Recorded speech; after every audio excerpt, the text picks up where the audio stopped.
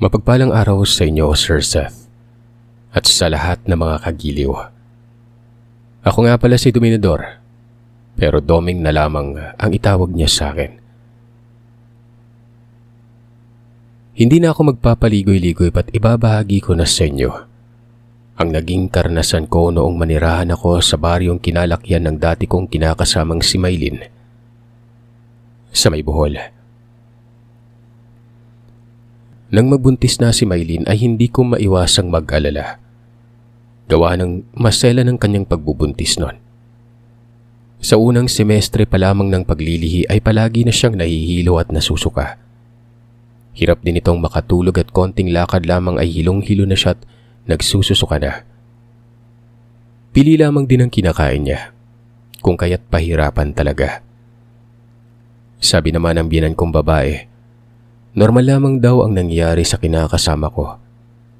Bunga lang umano yon ng paglilihi. Pero ganun pa man na hindi pa rin ako mapalagay.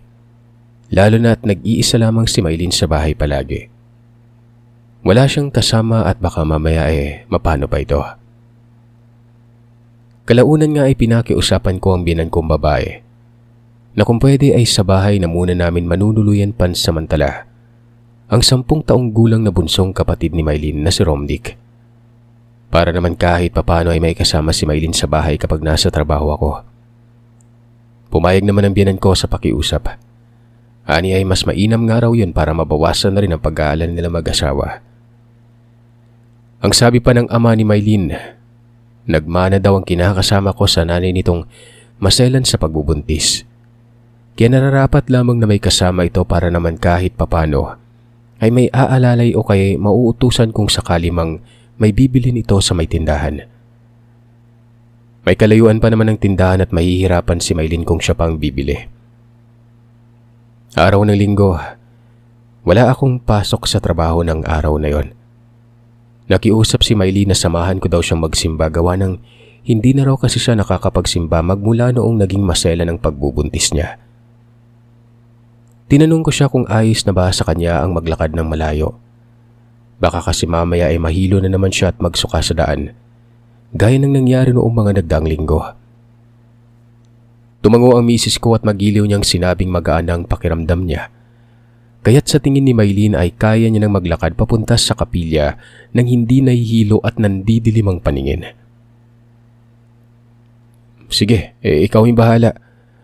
Basta kung sakali mang makaramdam ka ng hindi maganda gaya ng pagkahilo, magsabi ka lang kaagad para alam ko kung anong gagawin ng hindi natataranta ha. Sabi ko pa.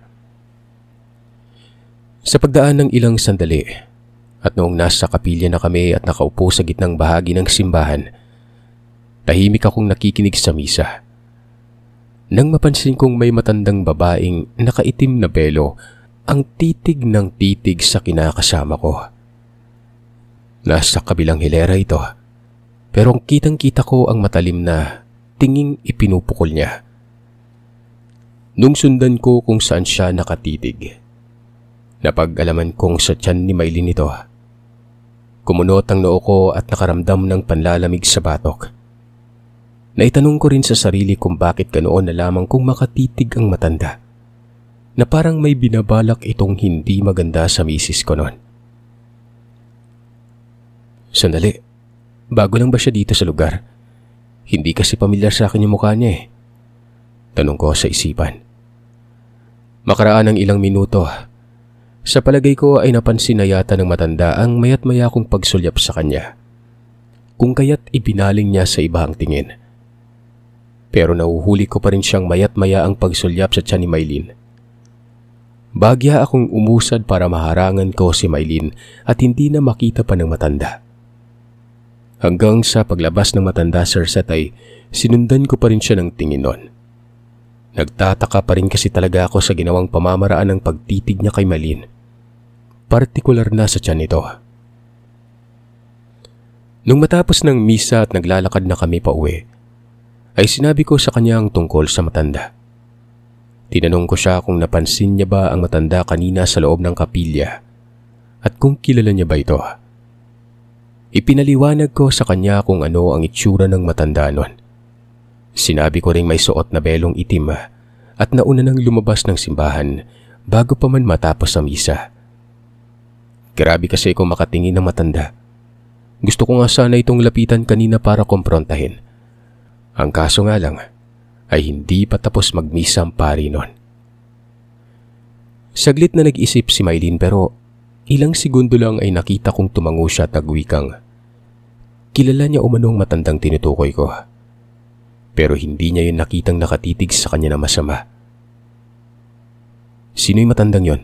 Taga saan siya? Tanong ko.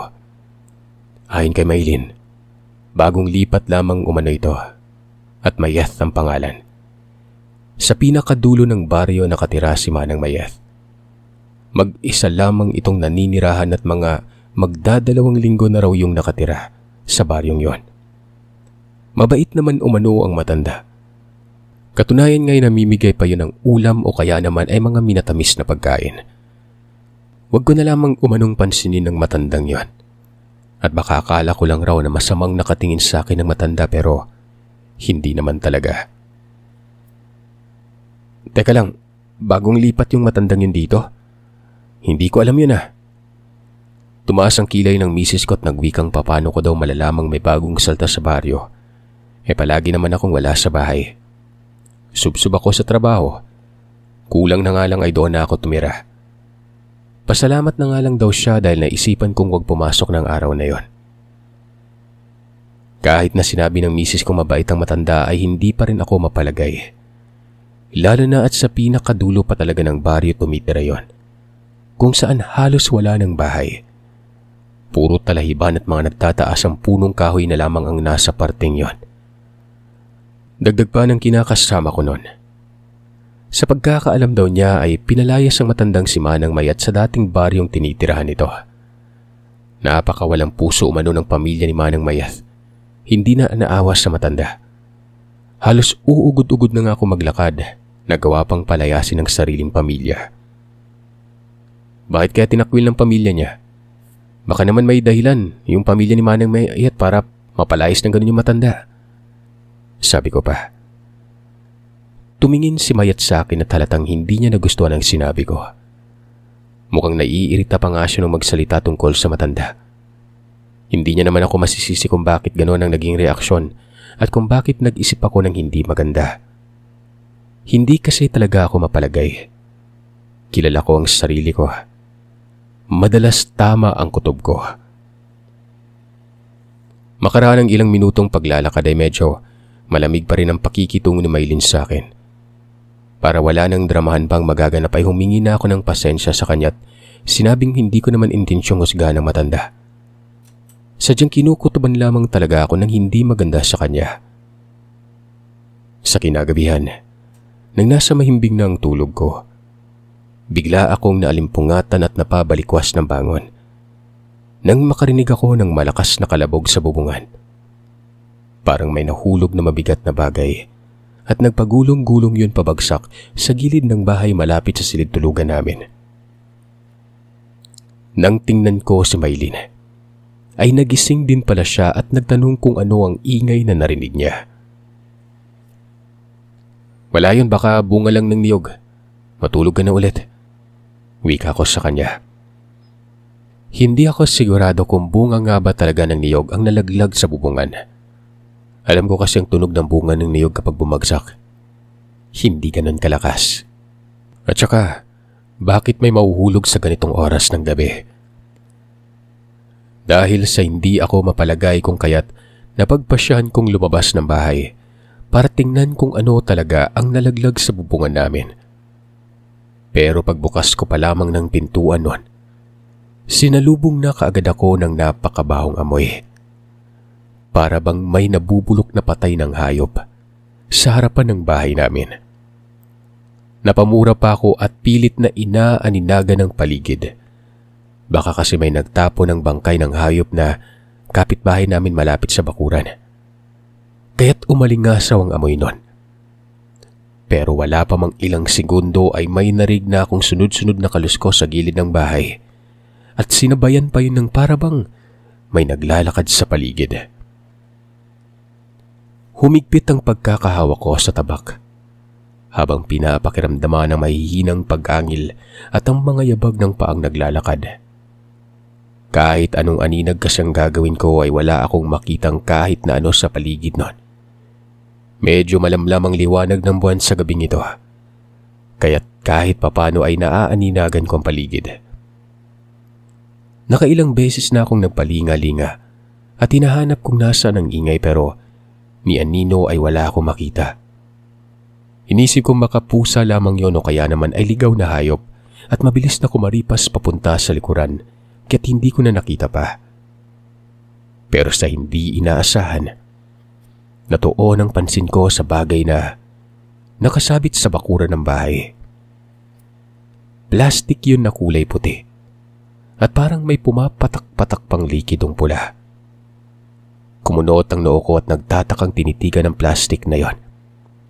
Nung malapitan ko na ito, kamuntikan na akong masuka. Yung plastic na nakasabit, doon nanggaling ang napakabahong amoy. Nang buklatin ko ang plastic na yon ay nakita kong nabubulok at may nagkukumpulang uod na karne yon. Nakasabit sa mismong kawayan. Nangingitim na't bumabaho. Napaurong ako sa sobrang gulat at pagkahilakbot. Bago pa man ako tuluyang masuka sa sobrang baho ng amoy at pandidiri nun, kaagad nang kinuha ko ang isang dipang kahoy sa gilid ng bahay at sinungkit ang plastic bago dinala sa likuran. Habang ibinabaon ko nga sa lupa ang napakabahong karne, ay hindi ko na napigilan pang magsuka. Nagmamadaling tinapos ko ng ginagawa at bumalik na kaagad sa loob ng bahay para maglinis ng katawan. Pakiramdam ko kasi ay may mga maliliit na uudang gumagapang sa balat ko. Habang naliligo ako ay panay ang pagmumurakot nagwika sa isipang malaman-laman ko lang talaga kung sino ang naglagay ng nakakadiring karne sa bakuran ng bahay. Yari talaga sa akin yung taong yon. Sisiguraduhin kong mata niya lang ang walang latay. Kinabukasan, hindi ako pumasok sa trabaho. Nagulat pang misis ko't nagtanong kung ano ang nakain ko't bakit lumiban ako noon. Hindi ko sinabi sa kanya ang tungkol sa nangyari kagabi. Ayoko kasing matakot siya at mag-alala. Kung kaya't nagsinungaling na lamang ako't sinabi sa kanyang masama ang pakiramdam ko. Dagdag ko pa'y magpapahinga na muna ako ng araw na yon. At bukas na lamang ako papasok sa trabaho. Mabuti na lamang at hindi naghinala si Mylene. Mga bandang 9:00 ng umaga. Kasalukuyang namiminta na ako samantalang si Mylene naman ay nagwawalis sa labas ng bahay. Nang matanaw ko, ang matandang si Manang Mayet. Dahan-dahan pa yung naglalakad papalapit sa bakuran namin. Tapos ay tinawag si Mylene. Tahimik na pinagmamasdan ko lamang ang dalawa habang nag-uusap. Hindi ko inaalis ang tingin ko sa matanda at sinusundan ko ang bawat kilos niya. Habang nag-uusap nga ang dalawa ay napansin kong hindi makatingin ng diretsyo ang matanda sa kinakasama ko. Pero napakalikot ng kamay nito. Panay ang pagsipat niya sa tiyan ni Mylene at mayat mayang hinihimas. "Nick, sandali lang. Halika rito. Lumapit ka sa akin, may itatanong lang ako." Tawag ko sa kapatid ni Mylene nang makita kong lumabas siya ng kwarto. "Bakit po Kuya Doming? Ano po? Ano pong meron?" "Kilala mo yung matandang yan, di ba? Araw-araw ba yung pumupunta dito at kinakausap ang ate mo pag wala ko?" Tumango ang bata at sinabing palagi nga daw niyang nakikita si Manang Mayet na dumadaan at kinakausap ang kapatid niya. Pero saglit lang naman umano at may iniaabot lamang itong pagkain sa ate niya at umaalis din kaagad dahil may pupuntahan pa raw yung iba. Tinanong ko ulit si Romnick kung nakapasok na ba sa loob ng bahay ang matanda. Tumango ang bata. Sinabing minsan na rin nakapasok ito sa loob ng bahay nung maghatid din ito ng ulam. Binilinan ko si Romnick na kung sakali mang sa susunod ay pumanik pa ulit sa loob ng bahay ang matanda, huwag siyang aalis sa tabi ng ate niya, ano man ang mangyari. kahit na may iutos sa kanyang ate niya ay huwag niya yung isundin kapag kasama nilang matanda. Kapag nagalit ang ate mo at nagtanong kung bakit hindi mo siya sinusunod, sabihin mo akong nag-utos siya. Napatanong naman ng binatilyo kung bakit kailangang nasa tabi siya ng palagi ng ate niya, lalong-lalo na kapag naroroon ang matanda. Basta, sundin mo lang yung sinasabi ko. Gusto ko lang naman makasigurong walang mangyaring masama sa ate mo eh. Alam mo namang maselan siya magbuntis, di ba? Wika ko pa. Makalipas ang ilang minutong pag-uusap ng dalawa, ay hindi ko na natiis pa't lumabas na ako ng bahay para lapitan ng dalawa nun. Ang kaso ay nasa pintuan pa lamang ako ay natanaw ko nang nagmamadaling maglakad palayo ang matanda na para bang may iniiwasan ito. Oh, bakit umalis na kagad si Manang Mayet? Hindi mo man lang siya inaya dito sa loob ng bahay? Inaya ko pero ayaw niya, may pupuntahan pa daw. Sagot ni Maylin at dinala na sa kusina ang saging na binigay sa kanya ng matanda noon. Ganun ba? Sayang naman. Gusto ko pa naman sana makipagkwentuhan. Tiningnan ako ni Maylin ng makahulugan at kapag ganoon ay alam kong iba na naman ang tumatakbo sa isipan niya. Bago pa man siya makapag-react ko may masabi, kagad na akong nagsalita na sinabing wala akong ibang intensyon sa matanda. Na gusto ko lang naman yung makausap at mas makilala. Gaya nga ng sinabi niya, mabait ang matanda kaya gusto ko rin malaman kung talagang mabait ito. Kinatanghalian ay pumunta ako sa bahay ng mga binan ko at sa kanila ko ikinuwento ang nangyari kagabi. Tahimik at seryoso namang nakikinig ang mga ito. Kung hindi ako nagkakamali sa hinala, parang may malingas sa matandang yun ha. Wala lang talagang mangyaring hindi maganda sa apo ko, sabi ng binan kong lalaki noon. Ano pong ibig niyong sabihin, tay? Tinanong ako ng binan ko kung naniniwala ba ako sa aswang. Dahil doon pa lamang sa parte na may naglagay ng nabubulok na karne sa bakuran ng bahay. Yun na umano ang isa sa mga senyales noon. Kinabahan naman ako sa sinabi ni Tatay Istong. Tinanong ko siya kung ano ang dapat kong gawin. Paano kung bibisita na naman ito sa bahay namin? Anong gagawin ko? May kilala akong matandang albularyo sa kabilang baryo. Si Mang Kulas. Siya yung tumulong sa kapitbahay namin dati. Ganitong-ganito din yung nangyari sa kanila nun eh. Buntis din ang asawa at gustong biktimahin ng aswang. Nang araw ding yun ay sinamahan ako ni Tatay Istong na pumunta sa bahay ng manggagamot. Pagdating namin sa bahay nito, ay hindi na nagpaligoy-ligoy pang binan ko. Sinabi niya na kaagad sa albularyo kung ano ang mga kailangan namin. Ikinuwento niya rin dito ang tungkol sa nangyari. Nang marinig naman ng matandang albularyo ang nangyari ay napapalatak at napapailing na lamang ito. May ganitong senaryo na akong napagdaanan nun ah. Mukhang isa lamang yata yung aswang na gustong bumiktima sa mag-ina mo. Doon sa aswang na kamuntikan ko ng patayin nun. Saad ng albularyo. Anong dapat kong gawin, Mang Kulas? Bigyan niyo ako ng gamit na pwede kong gawing proteksyon sa mag-ina ko. Saglit na tumayo ang manggagamot at nakita kong kumuha ito ng maliit na kwintas. At ang sabi niya, ipasuot ko mano sa asawa ko ito. Malaking tulong yon. Isuot mo ito sa asawa mo. Sabihin mo sa kanyang wag niyang aalisin sa katawan niya yung kwintas na yan. Kahit maligo, wag tatanggalin. Tuwing gabi bago matulog, maglagay ka nito sa bawat sulok ng bahay. Inabot niya rin sa akin ng isang maliit na botelyang may langis at tila durog na tuyong dahon sa loob. Tinanong ko ang matanda kung ano ang mga nakahalo sa langis na binigay niya. Para kasi may mga maliliit na ugat ng puno akong nakita noon. At may maliit na kahoy pang may korting krus sa gitna. Isa-isang sinabi sa akin ng albularyo kung ano ang nakahalo sa langis. Sinabi niya rin proteksyon yon para hindi makalapit o makapasok sa loob ng bahay namin ang pinaghihinalaan naming aswang. Yung kwintas namang binigay niya sa misis ko ay proteksyon yon para hindi na malapitan pa si Maylin ng kung sino mang masasamang nilalang. Labis-labis ang pasasalamat ko sa albularyo dahil binigyan niya ako ng pangontra. Tumango ito at humingi din ng tawad dahil hindi daw siya makakapunta sa bahay ko para siya na mismo ang maglagay ng mga pangontra nun. Dahil may lakad siya ng araw na yon. Pupunta ito sa Karatig Sitio dahil may buntis din siyang gagamutin. Pagka-uwi ko sa bahay ay saka ko pa lamang sinabi kay Maylin ang tungkol sa nangyari. Siyempre sa simula, Sir Seth, nagalit sa akin si Maylin gawa ng hindi ko sinabi umano sa kanyang may nangyayari na palang hindi maganda. Pero kalaunan ay napaintindi ko naman sa kanya kung bakit hindi ko sinabi kaagad.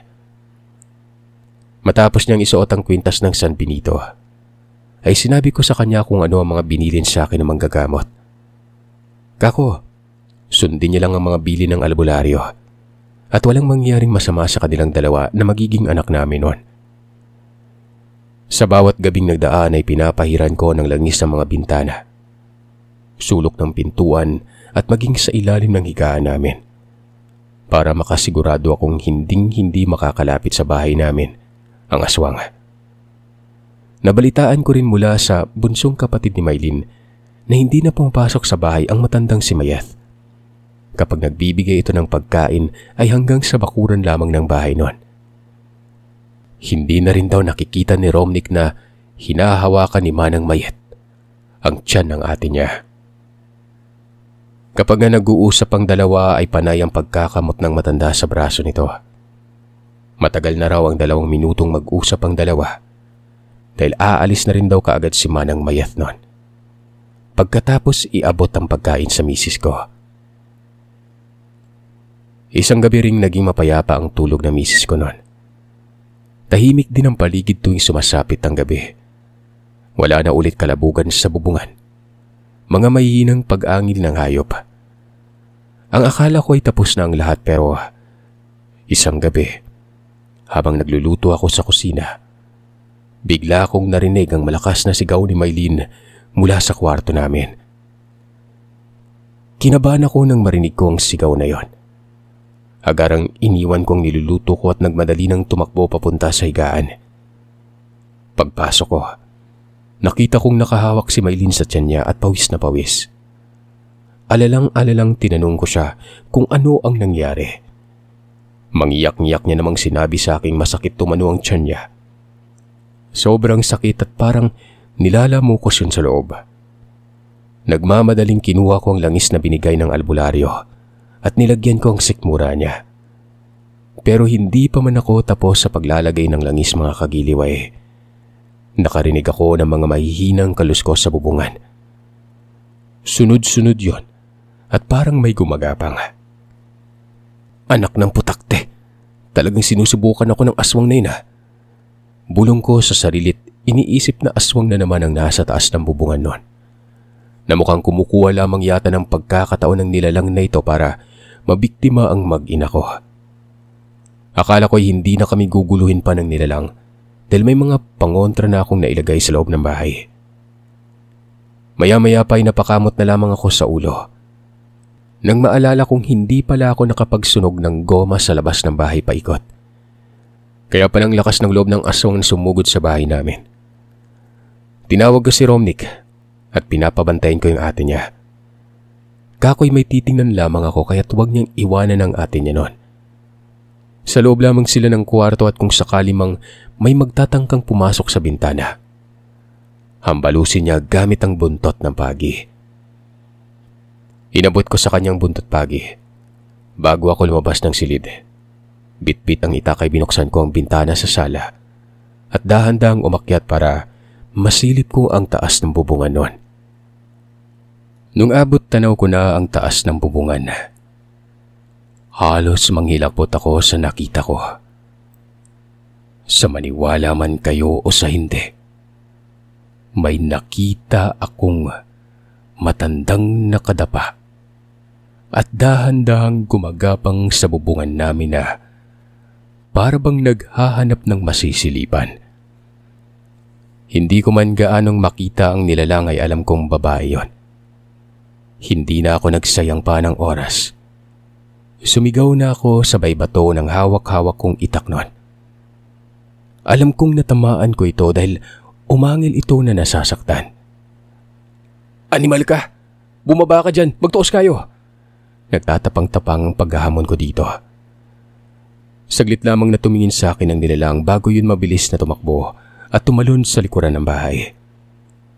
Sa sobrang bilis nga ay hindi ko na halos masundan pa kung saan ito banda tumalon. Nagmadali na nga akong umalis sa bintana at hinabol sa likuran ng bahay ang aswang. Pero pagdating ko sa likuran ay isang may kalakihang aso na lamang ang nadatnan ko noon. Nagbabaga ang mga matang umaangil yon bago tumakbo papasok sa mayayabong na talahiban papunta sa may kakahuyan. Hindi ko na sinubukan pang habulin ang nilalang. Hindi ako sigurado kung ligtas ba ang papasukan kong kakahuyan kung sakali mang habulin ko yon. Ang ginawa ko ay isinarado ko na lamang ng maigi ang pintuan at bintana. Sa iisang silid na lamang kami natulog tatlo. Sa takot na baka bumalik pa ang aswang at magdala ito ng iba pang kasamahan. Kinabukasan ay muli na naman akong pumunta sa bahay ng binan ko at sinabi sa kanilang nangyari. Maging ang pinaghihinalaan kong aswang, sinabi ko na din sa kanila. Sa tingin mo tay, totoo kayang hinala ko tungkol sa matandang yon? Pero kasi tay, nakita ko siyang nagsimba nung nagsimba kami ni Maylin eh. Tuloy hindi ko alam kung paniniwalaan ko ba yung kutob ko. Narinig kong sinabi ng binan kong hindi lahat ng pumapasok sa simbahan tao. Meron ding pumapasok sa simbahang mapagpanggap, gaya na lamang ng mga aswang at inkanto. Pero bago pa man magpatunog ng kampana ay lumalabas na umano ang mga yon. Kaya't huwag kong isiping porkit nagsisimba ay hindi na makakagawa ng masama. Sinabi pa ni Tatay Istong sa aking simula nang dumating ang matandang si Mayat sa baryo, ay sunod-sunod na nga ang mga nangyayaring kababalagan tuwing gabi.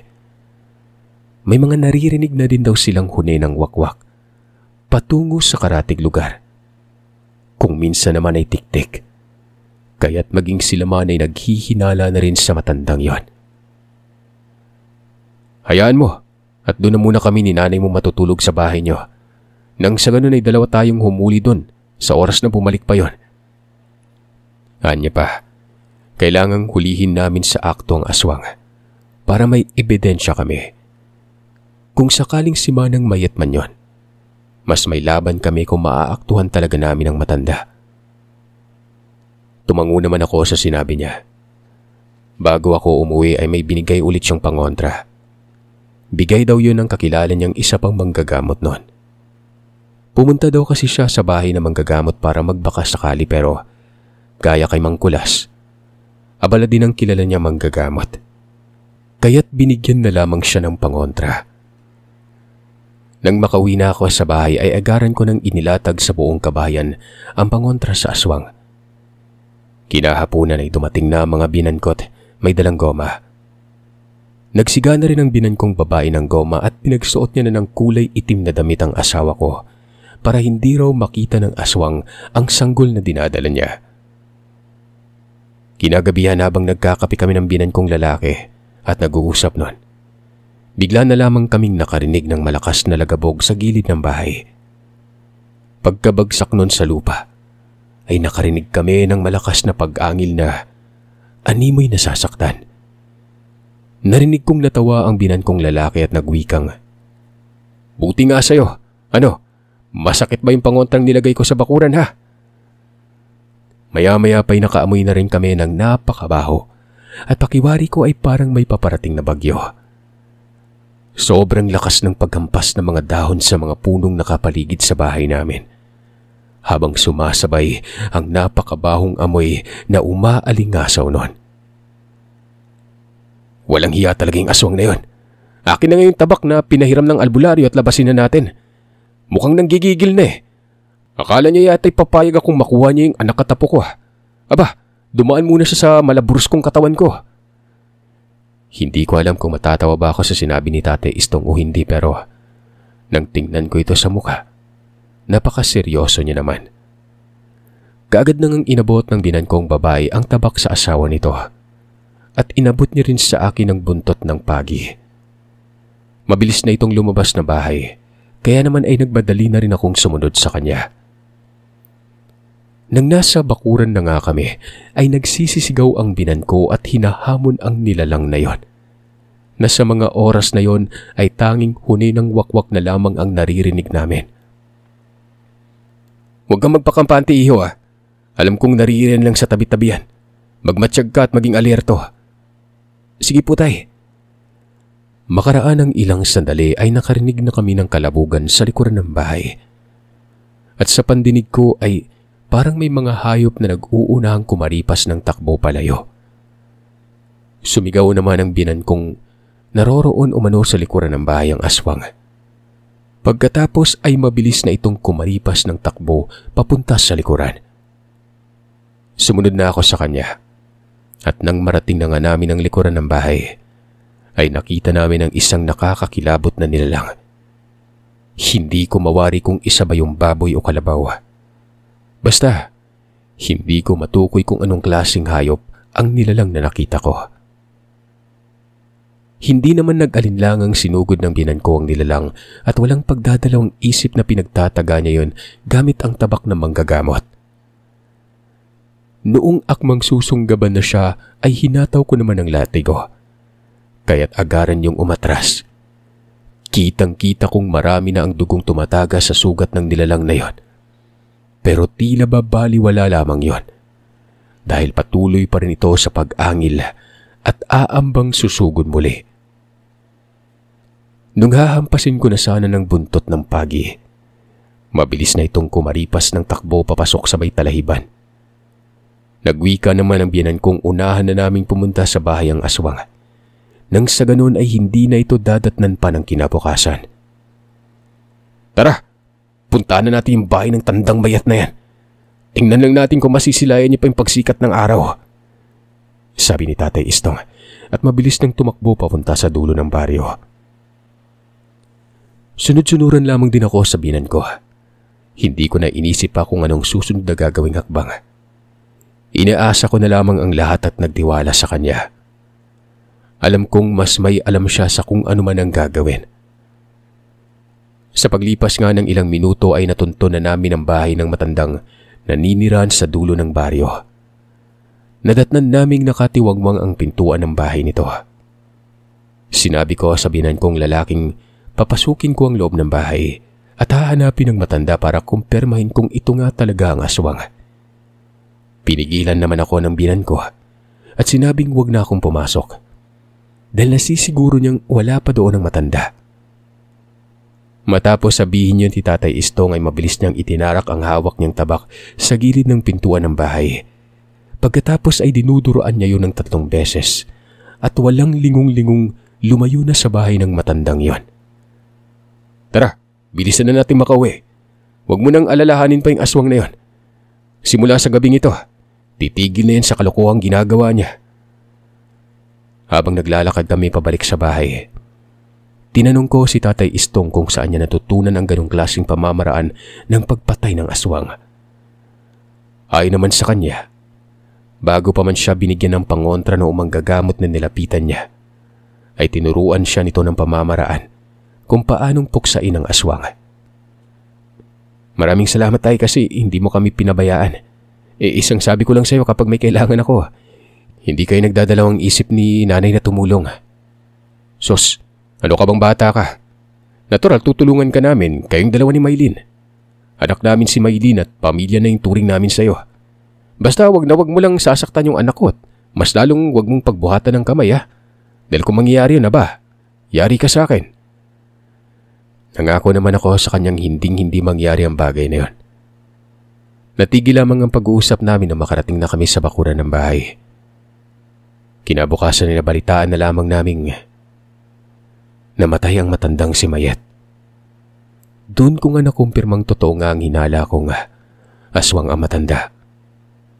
Simula din nang nawala na sa lugar namin ang matanda, Sir Seth, ay wala na rin kaming naririnig pang mga kababalagan. Naging maayos na rin ang pagbubuntis ni Maylin.